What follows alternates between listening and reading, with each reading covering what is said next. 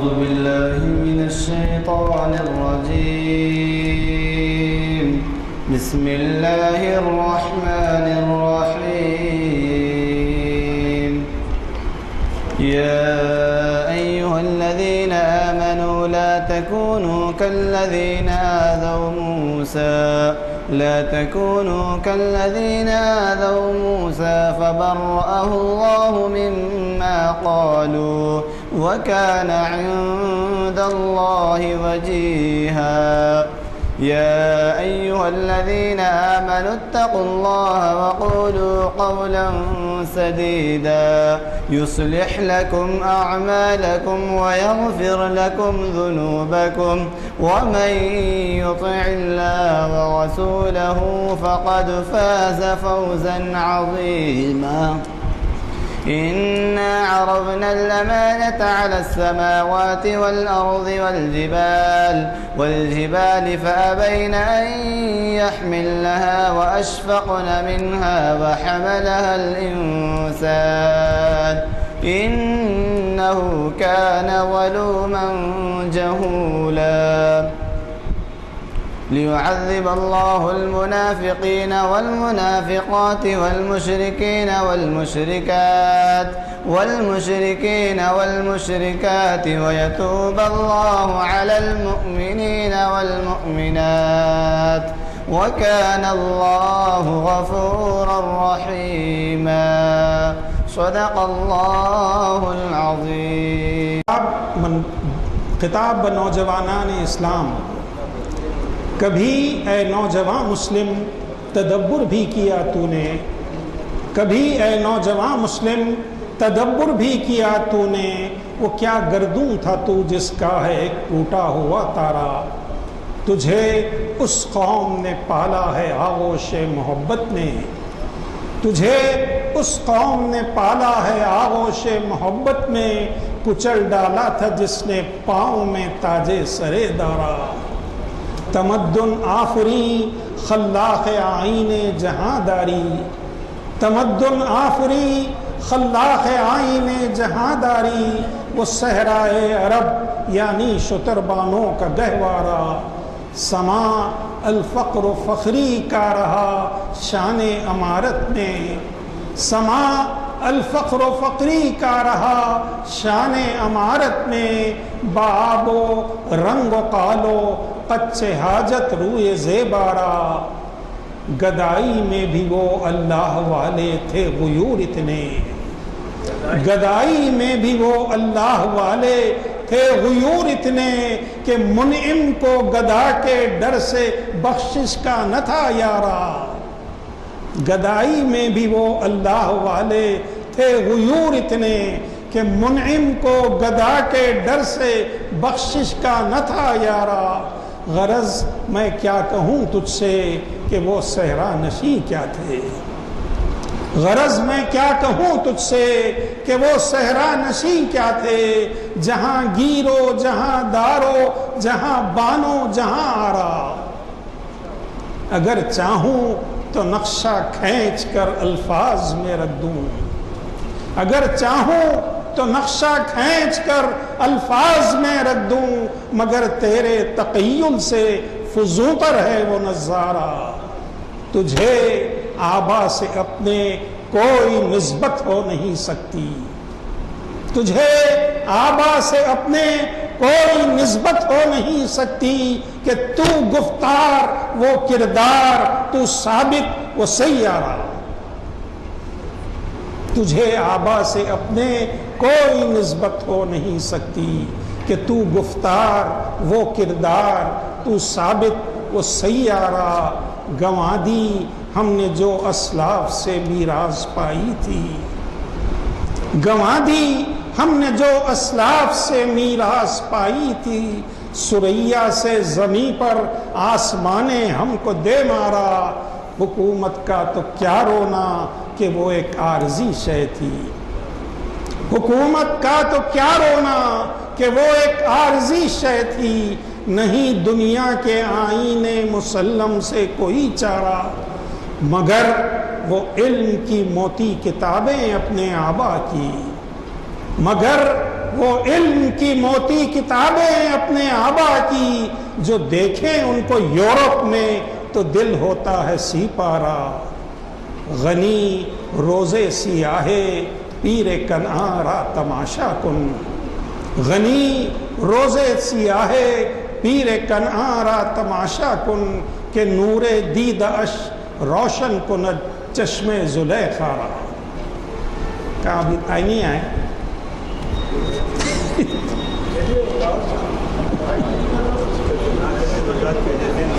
جی نہیں آئے، نہیں آ رہے ہیں کہتے ہیں۔ جمعہ کے دن واز ہے جناب محمد انور خان صاحب کا قبل از خطبہ۔ ہفتے کے دن سیرت سیدنا ابو بکر کے چند روشن پہلو، ڈاکٹر سید اسلام الدین مجاہد، تاریخ اسلام 713 نشست۔ اتوار درس قرآن مجید ترجمہ و تفسیر ڈاکٹر میر انیس الدین مرحوم سیڈیز، سورۃ المائدہ کا ایک رکوع۔ پیر پردے کے احکام شریعت کی روشنی میں مفتی عبد المحیمن اظہر قاسمی، شریعت انفارمیشن سروس۔ درس تجوید و قرأت کلام اللہ، حافظ و قاری محمد نصیر الدین، درس تجوید قرأت کلام پاک۔ چہارشنبہ اقبال کی نظم مرد مسلمان، ڈاکٹر عقیل ہاشمی۔ میں ایک نظم کے بعد آپ کو آئے تھے کہ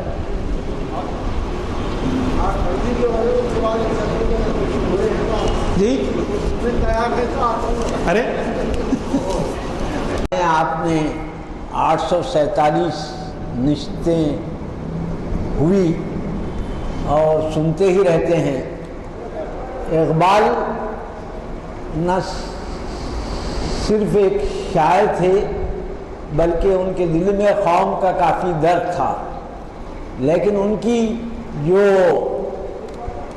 پرسنل زندگی رہی ان کو خود ابھی ان جیسا ابھی آپ پڑھ رہے تھے کہ ان کو حیرت ہوئی کہ ہماری جتنی بہترین کتابیں ہیں سب یورپ میں جو ہمارے لوگوں کی لکھی گئی ہیں۔ اسی وجہ سے وہ شعر انہوں نے کہا کہ یہ تمام کتابیں بھی جو ہے یہاں تک کہ ہم تو ہر چیز گنوا دیے، حتیٰ کہ ہماری کتابیں بھی ان کے پاس ہیں۔ تو اقبال گو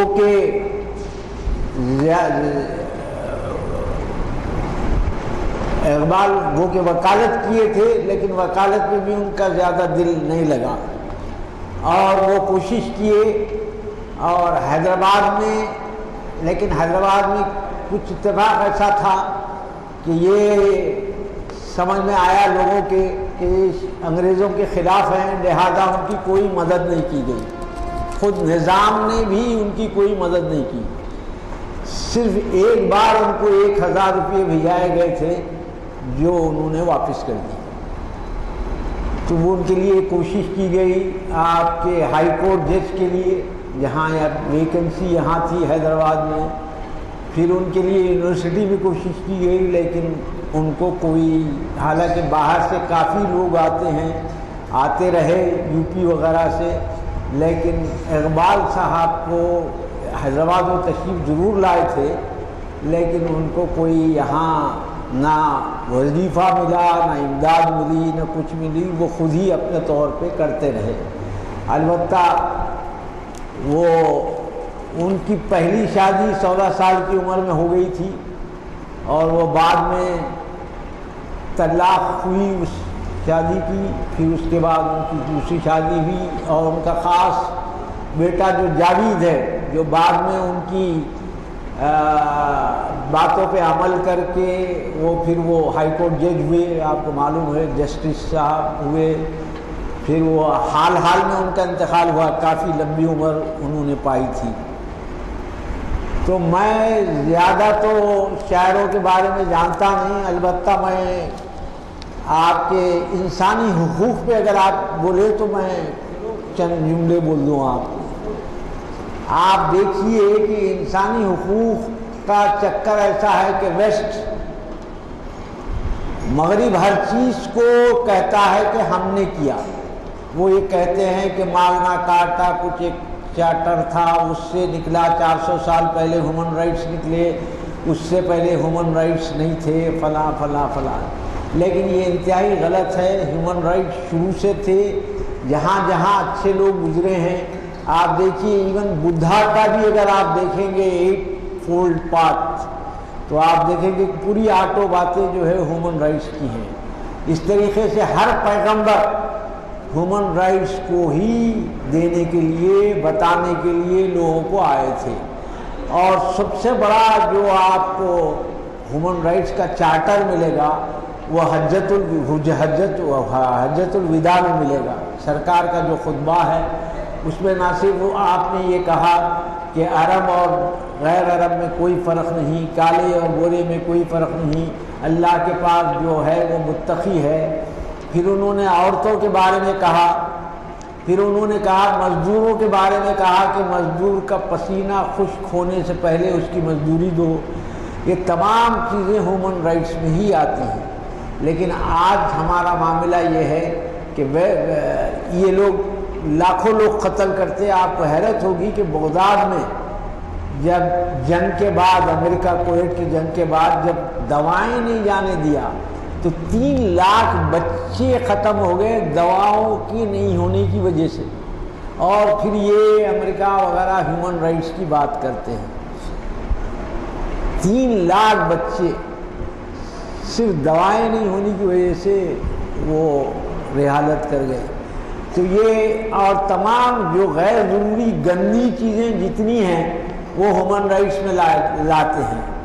آپ کو حیرت ہوگی کہ میں اتفاق سے دلی میں تھا، جب میں ہیومن رائٹس کا ممبر تھا تو دلی میں تھا، تو اتفاق سے میرے ساتھ جو ہے وہ ایک سپریم کورٹ کے جج صاحب ریٹائرڈ، ہم دونوں چیئر کر رہے تھے، بازو تھے. تو میں نے وہاں ایک تقریر کی، تو وہ میری تقریر کی کاپی وہ لیے. اس میں نے کہا تھا کہ ہر گندگی کو ہم لوگ اپنا رہے ہیں، ہمارے کورٹس بھی اپنا رہے ہیں. تو اس کے 15 دن کے بعد ہی آپ کے ہائی کورٹ کا، دلی ہائی کورٹ کا فیصلہ آیا کہ ہوموسیکسولیٹی جو ہے کوئی کرائم نہیں، حالانکہ انڈین پینل کوڈ میں ہے کہ وہ کرائم ہے.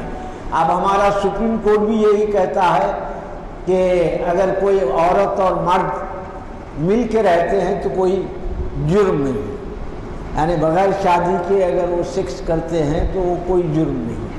تو آپ دیکھیے کہ البتہ وہ ختنہ کو جو ہے ہیومن رائٹس کے خلاف بتاتے ہیں.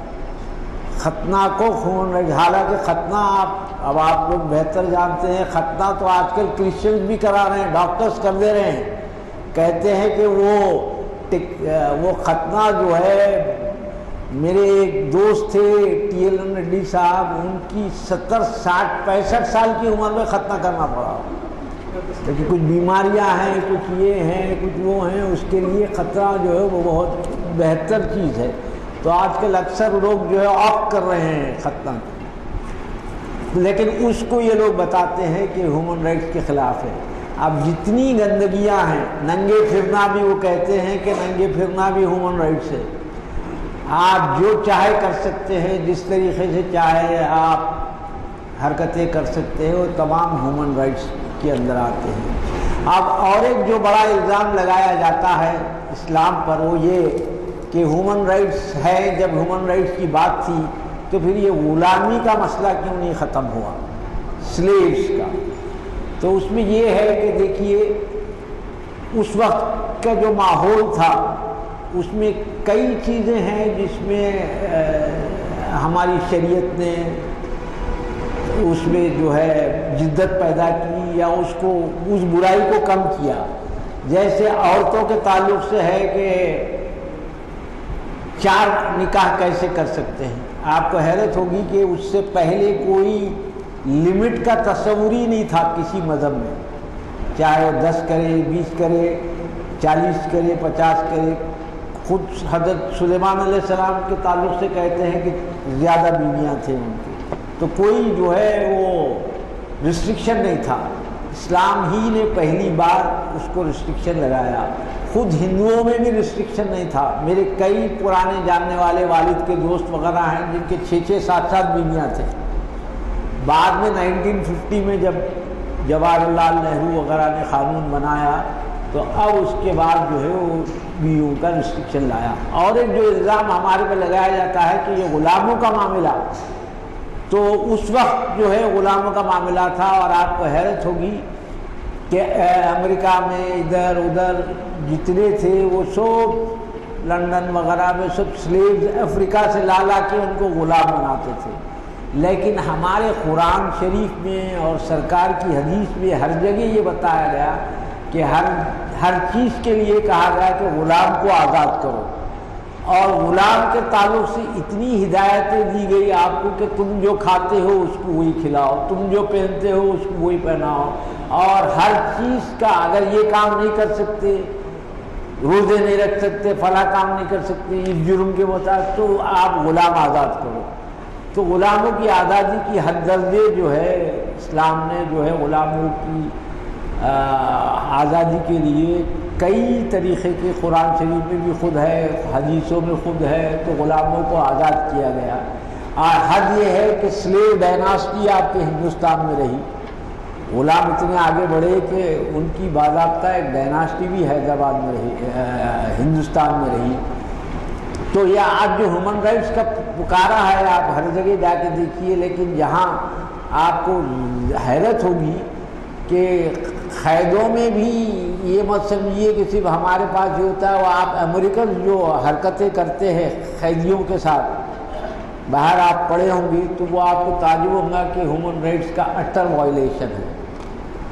تو اصل جو چیز ہے ہیومن رائٹس، منہ سے بولنا بڑا آسان ہے. سب سے پہلے تو ہمارے کو خود سیکھنا چاہیے. ہم میں سے کئی لوگ ہیں جو جب گھر میں جاتے ہیں تو بیوی بھی سہم جاتی ہے، بچے بھی سہم جاتے ہیں. ہمارا کہنا یہ ہوتا ہے کہ ہمارا روب ایسا ہے گھر میں. اور ویسے اگر آپ دیکھیں تو سرکار دو عالم ہمیشہ مسکراتے ہوئے گھر میں جاتے تھے. تو ہم لوگوں کو چاہیے کہ گھر والوں کے ساتھ پہلے ہم نیک سلوک رکھیں، اور بچوں کو اتنی جو ہے آزادی ہو کہ وہ اپنی دل کی بات آپ سے کر سکیں. اکثر و بیشتر کیا ہوتا ہے کہ بچے اپنی دل کی بات آپ سے کر ہی نہیں سکتے، اس وجہ سے کہ آپ اتنا زیادہ روب رکھتے ہیں کہ وہ آپ کی بات ہی نہیں کر سکتے. تو ہم کو چاہیے کہ بچوں کے ساتھ کچھ وقت گزاریں. آج کے زمانے میں جب یہ ٹی وی، کمپیوٹر اور یہ آپ کے تمام چیزیں آ گئے ہیں، مجھے یاد آتے ہیں ہمارے بردر جان آف گاڈ جو آل سینس کے پرنسپل تھے، وہ کہتے تھے 1950 میں ہی کہتے تھے وہ کہ ویسٹ میں جو فیملی لائف تباہ ہوئی وہ اس وجہ سے ہوئی کہ لوگ کہتے ہیں کہ bread and butter is available everywhere, لہٰذا مل کے کھانا نہیں کھاتے. تو وہ کہتے تھے کہ پورے خاندان کو چاہیے کہ کم سے کم رات کا کھانا مل کر کھائیں. اب میں سمجھتا ہوں وہ رات کا کھانا بھی مشکل ہو گیا ہے یہاں، اس وجہ سے کہ آئی ٹی کمپنیز وغیرہ وغیرہ ہیں، کسی کی نائٹ ڈیوٹی، کسی کی ڈے ڈیوٹی. تو کم سے کم روزانہ 15 منٹ آپ اگر اپنے بچوں کو دیں گے، یا پوترے بڑے ہیں پوترے ہیں جو بھی ہیں ان کو آپ 15 منٹ دیں گے اور ان کو کچھ اچھی تعلیم دیں گے، تو پھر وہ ان کو بھی ایک انسانی حقوق کا کچھ شعور ہوگا. ورنہ آپ یقین مانیے کہ منہ سے تو ہم بہت کچھ کہتے ہیں لیکن اصل کچھ ہوتا جاتا نہیں. تقریریں تو ہم بہت کرتے ہیں لیکن عمل ہمارا کم ہے. اسی وجہ سے آپ دیکھیں گے کہ آج اتنی کتابیں چھپتی ہیں کہ اس سے پہلے کوئی تصور بھی نہیں تھا کہ اتنی کتابیں چھپے گی، اور اتنے زیادہ لوگ خطبے دیتے ہیں، لیکن اس کے باوجود ہمارا عمل بدلتا ہی نہیں. کل ہی میں آ رہا تھا ادھر سے ہماری مسلم لوکیلٹی سے، ملے پلی کے آگے سے، تو ایک روڈ ہے وہاں سے جانے کی، وہ روڈ پہ پورے لوگ اسکوٹرز لے کے کھڑا کر کے روڈ کو بند کر دیے. تو ہمارے پاس چھوٹی چھوٹی چیزیں بھی نہیں آتی. حالانکہ کار پارکنگ کرے آپ اسکوٹر پارکنگ کرے بھی تو لوگوں کا لحاظ رکھنا چاہیے. مسجدوں کے سامنے بھی ایسے پارک کر دیتے ہیں کہ آنے جانے والوں کو تکلیف ہوتی ہے.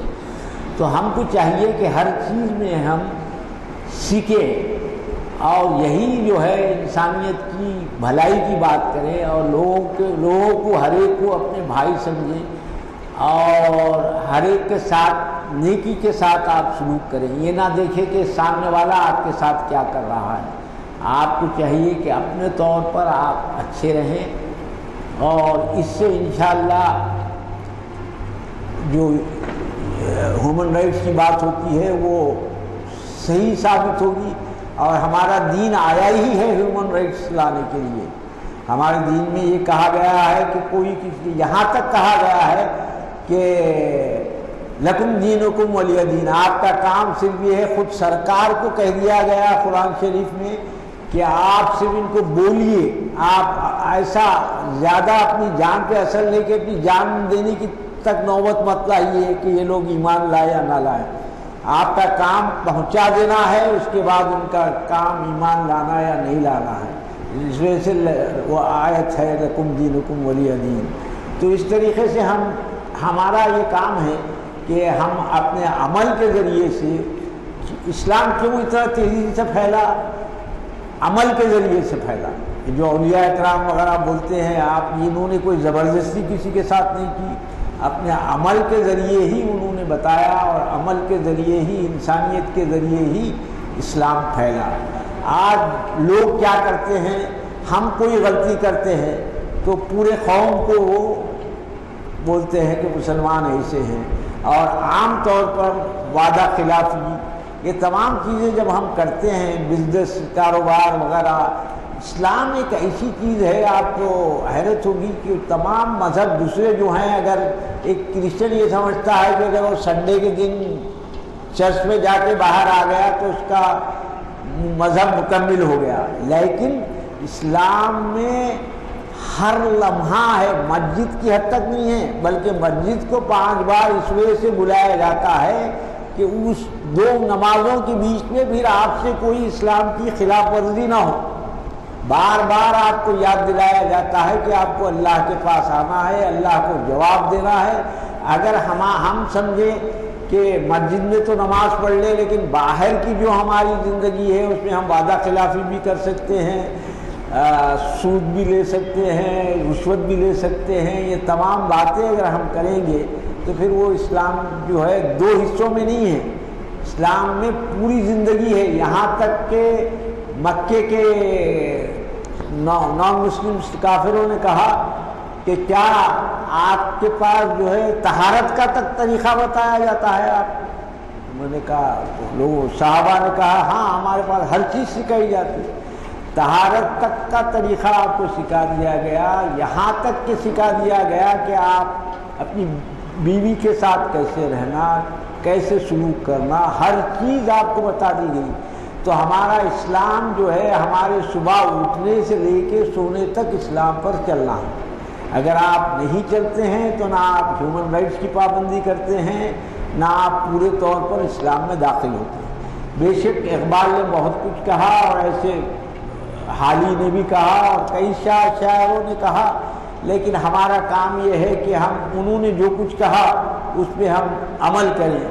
وہ دیکھ رہے تھے، درد بھری اس سے اندازہ کر رہے تھے کہ یہ اسلام کا حالت کیا ہے۔ وہ جو 30s میں جب ان کا انتقال 38 میں ہوا، 30 سے ان کی صحت خراب ہو گئی اور 38 میں ان کا انتقال ہوا، تو وہ دیکھ رہے تھے کہ اس وقت مسلمانوں کی حالت کافی برباد تھی، کافی زیادہ برباد تھی، معاشی طور پر بھی بہت پستی میں تھے، اب بھی ہیں لیکن اس وقت سے زیادہ بہتر حالات اب ہیں، ورنہ اس وقت معاشی طور پہ بھی پست تھے۔ یہاں تک کہ آپ لوگ جانتے ہیں کہ ایون سعودی عربیہ میں بھی اس قدر غربت تھی کہ یہاں سے انجمن پارچہ بافی، جو مدینہ اسکول وغیرہ چل رہا ہے، وہ انجمن پارچہ بافی جو ہے، یہاں سے پیسہ وہاں جاتا تھا اور وہاں کے لوگوں کو کپڑے بنانا، کپڑے بننا سکھایا جاتا تھا۔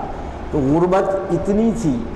عبد الکریم پارک صاحب جو بہت بڑے مفسر قرآن تھے، مرحوم ناگپور میں، وہ کہتے تھے کہ وہ جب 40s میں حج کو گئے تھے، 48 49 میں، تو تربوز کے چھلکے عرب لوگ پھینکنے نہیں دیتے تھے، وہ لے کے چلے آتے تھے اور اس تربوز کے چھلکوں سے سالن بناتے تھے۔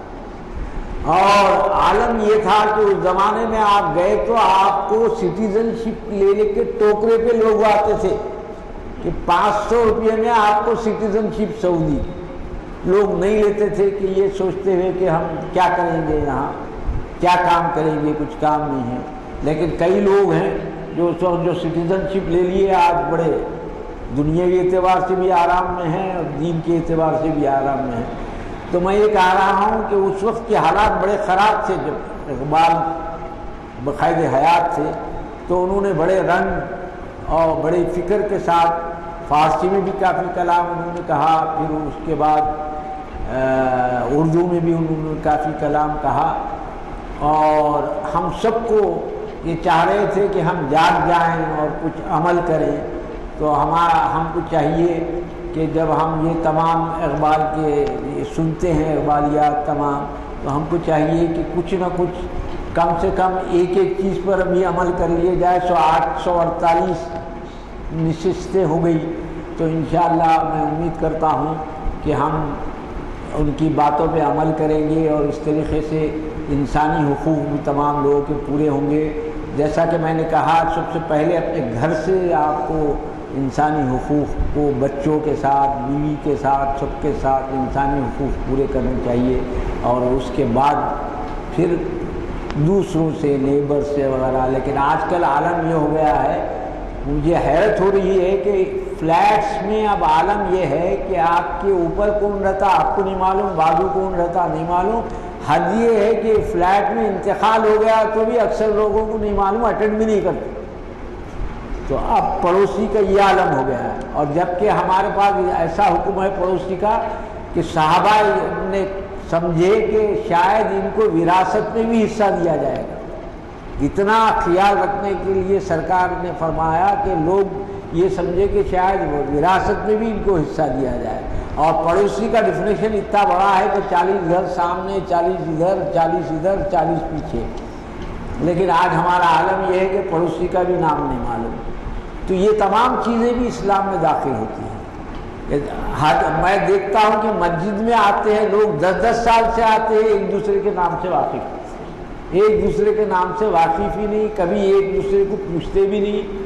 تو نماز قائم کرنے کا مقصد یہی ہے کہ نماز ایسا قائم کرو، پھر اس کے ساتھ ایک دوسرے کے تکالیف معلوم ہو. محلے میں نماز پڑھنے کا مقصد یہی ہے کہ ایک دوسرے سے معلوم ہو کہ آپ کو کیا تکلیف ہے، آپ کو کیا. جب کچھ نہیں معلوم ہوتا ہے تو پھر یہ انسانی حقوق اور پھر اسلام کے خلاف ہوتا ہے. معاف کرنا، جو کچھ مجھ سے یاد تھا تھوڑا سا بول دیا ہے، بس کا دعا فرما. جی بہت سارے کیسز جو ہے سپریم کورٹ میں ہوئی جس کے اندر مسلم پسند میں مداخلت کی کوشش کی جائے. سپریم کورٹ اب جو ہے مرکزی حکومت کو نوٹس بھی دیا کہ آپ کی رائے دیجیے. ہاں جی، میں سمجھ گیا. وہ مسلم عورت ہی ڈالی ہے اصولاً. میں یہ پوچھنا چاہ رہا ہوں کہ کیا سپریم کورٹ کو اتھارٹی ہے کہ مسلم پسند اللہ میں مداخلت کر سکے؟ کیا اس کا پرائم بل اس بات کی اجازت دیتا ہے سپریم کورٹ؟ ہاں بتا دیں، کانسٹیٹیوشن اجازت نہیں دیتا. لیکن اس سے پہلے آپ کو معلوم ہے نا، وہ عورت کا کیس ہوا تھا، اس کے بعد شاہبانوں کا کیس ہوا تھا. ان کے شوہر خود سپریم کورٹ کے وکیل تھے. تو وہ ان کو معمولی سا رقم شاید 400-500 روپے مہینہ جو ہے دو بول کے بولے تھے. طارق صاحب اور ہمارے ندوہ کے علی میاں کے اور ایک اسسٹنٹ، یہ لوگ کافی کوشش کیے. اور اس کے بعد جو ہے راجیو گاندھی نے اس کو ایکٹ بنا کے پھر اس کو سپریم کورٹ کے فیصلے کو برخاست کیا. آپ دیکھیے پہلے ہمارے قرآن میں، میں ابھی وہاں سے آ رہا ہوں وقف بورڈ سے، یہ تھا کہ طلاق کے بعد بھی مسلمان مرد کو بھی پیسے دینے پڑیں گے، ماہانہ مینٹیننس، جب تک وہ شادی نہ کرے. خیر وہ تو شادی کیا کرتی تھی، ضعیفہ تھی 60-70 سال کی. تو آج بھی جو ہے ججمنٹس ہو رہے ہیں وہ قانون بننے کے بعد بھی کہ اگر کوئی مینٹیننس نہیں ہے تو آپ دو. وہ قانون کو کلرم ایکٹ کے تحت کیا گیا، لیکن پھر اب نئے فیصلے آ رہے ہیں. اور اس فیصلے میں بھی ہائی کورٹ نے ان سے کہا ہے، یہ مسلم عورت نے ہی یہ کیس پیش کیا ہے کہ 3 طلاق جو ہے ایک ساتھ نہ دیے جائے. مشکل یہی تو میں عرض کر رہا ہوں کہ ہم اسلام کو فالو نہیں کرتے.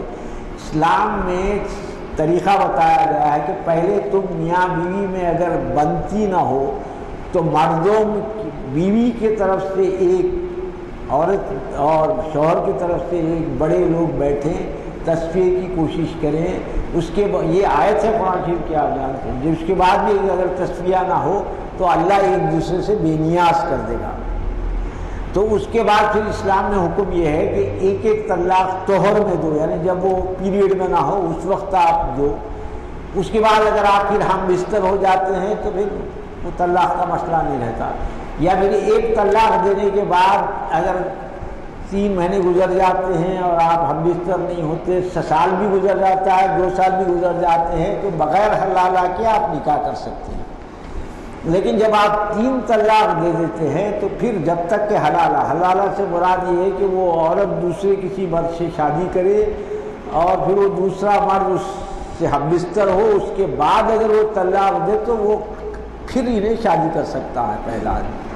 تو یہ عورت کا کہنا یہ ہے کہ یہ 3 طلاق وقت واحد میں دینا اور یہ حلالہ یہ جو ہے انسانی حقوق کے خلاف ہے اور عورتوں کو ذلیل کرتا ہے، اس کا ادعا ہے. کانسٹیٹیوشن یہ کہتا ہے کہ آپ اسلام جو قانون لاز ہے اس میں انٹرفیئر نہیں ہونا چاہیے. لیکن کانسٹیٹیوشن میں ایک ہے کہ کامن سول کوڈ وہ کیسا لکھا گیا نہیں معلوم، جبکہ ہمارے وہ شاعر صاحب بھی تھے، اس میں کیا نام نہیں حسرت کیا تھا وہ مسجد میں رہتے تھے، وہ بھی تھے وہ اسمبلی میں، حسرت موانی. تو وہ کیسے یہ آ گیا نہیں معلوم. اس میں کامن سول کوڈ کا ذکر ضرور ہے کانسٹیٹیوشن میں کہ کامن سول کوڈ قائم کرنے کی کوشش کریں گے. لیکن ہم اگر اسلام پہ چلیں اور ایسا موقع نہ دیں، میں اب آپ کو عرض کر رہا ہوں نا، ہیومن رائٹس میں ہم 5 لوگ ہیں جو بیٹھ کے میاں بیوی کے جھگڑے چکانے کی کوشش کرتے ہیں. آپ چلے جائیے کورٹ کو، میٹروپولیٹن سیشن کورٹ کو چلے جائیے، جہاں جتنے میاں بیوی کے جھگڑے ہیں 90% ہمارے مسلم مرد اور عورتیں ہیں. اتنے زیادہ ہمارے پاس ہیں کہ ہر 5ویں کپل وہی کورٹ میں موجود رہتا ہے، یا تو کرمنل کیسز زبردستی ڈال دیے جاتے ہیں. تو یہ حق تو نہیں ہے ہائی کورٹ سپریم کورٹ کو، لیکن ہو سکتا ہے کہ سپریم کورٹ اب ان سے ایک رپورٹ بھی، ایک گورنمنٹ بھی جو ہے کمیٹی بنائی تھی، وہ رپورٹ کو چھپا دی. ہو سکتا ہے کہ وہ رپورٹ مسلم لا کے خلاف ہو، اس وجہ سے وہ چھپا دیے تھے. لیکن اب شاید وہ جب سپریم کورٹ مانگ رہے ہیں تو وہ دے دیں گے، تو اب وہ یہی کہیں گے کہ بھائی یہ ہیومن رائٹس کے خلاف ہے 3 طلاق دینا.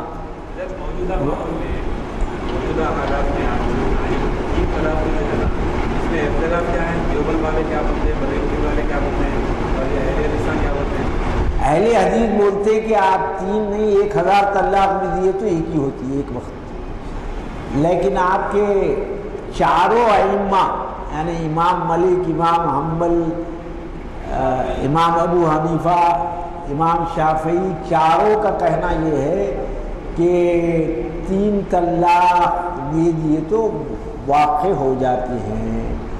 لیکن پہلے میں سمجھتا ہوں کہ اگر میں غلطی نہیں کھا ہوں، آپ بہتر جانتے ہیں کہ سرکار کے زمانے میں نہیں، بعد میں ہوا شاید 3 طلاق کو ایک ساتھ ہو سکتے ہیں، مگر چاروں ائمہ، اب آپ کے پاس 4 ہی ہے نا تو 4. لیکن آپ کے عمر بن عبدالعزیز، کیا نام ان کا، وہ اہل حدیث کے جو سعودی کے ہیں، وہ کہتے ہیں کہ آپ وقت واحد میں 1000 طلاق بھی بولے تو ایک ہی طلاق.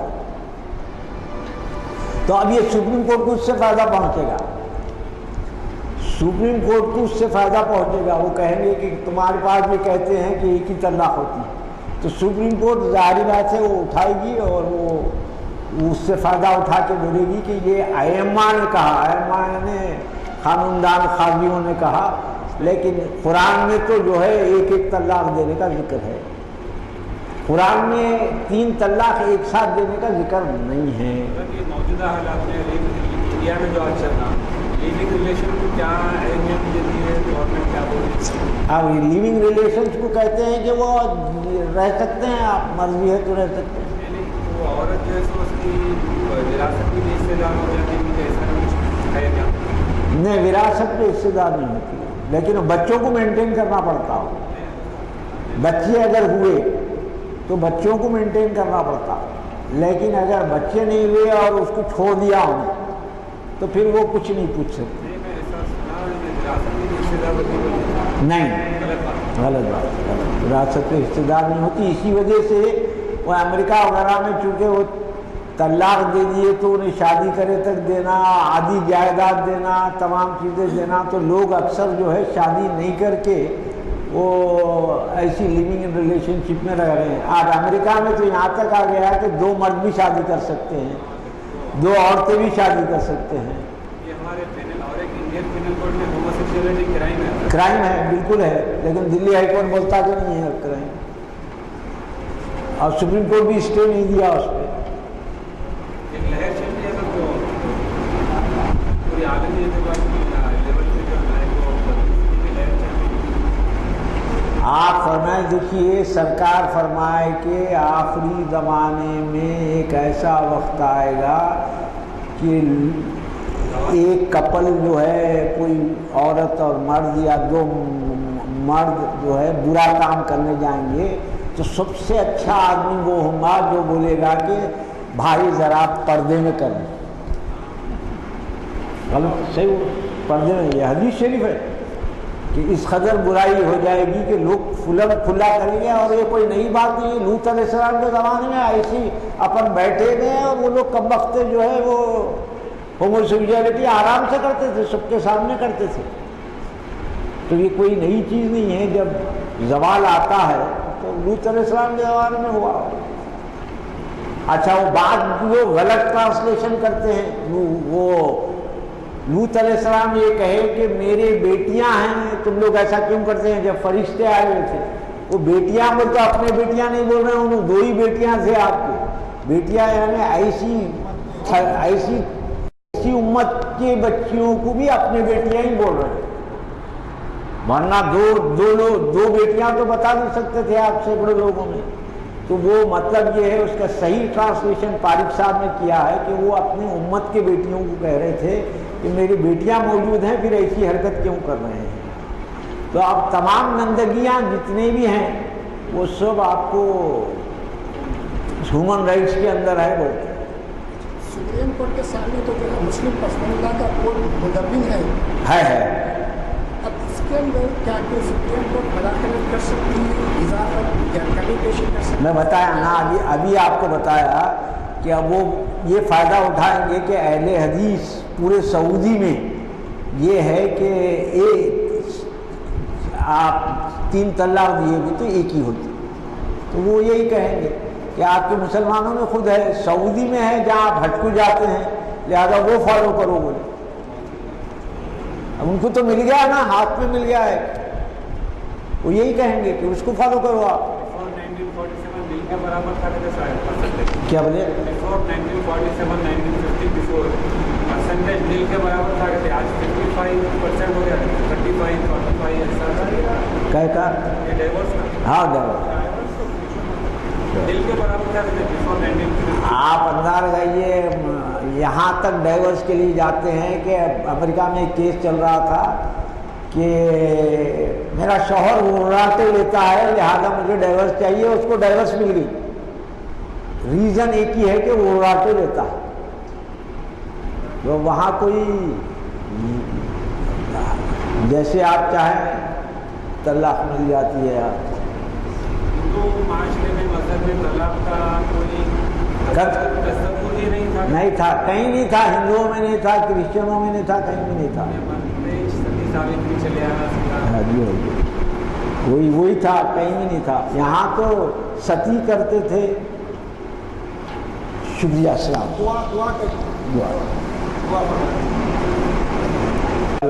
یا رحم الرحمین، یا حی یا قیوم برحمتک استغیث اللہم صلی علی سیدنا محمد وعلی آل سیدنا محمد وبارک وسلم۔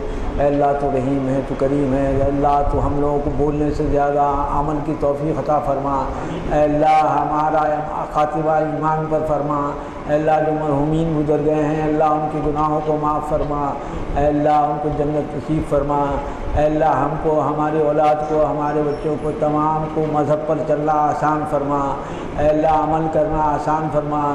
ان دعاؤں کو اپنی رحیمی، کریمی، ستاری، غفاری کے طفیل میں قبول فرما۔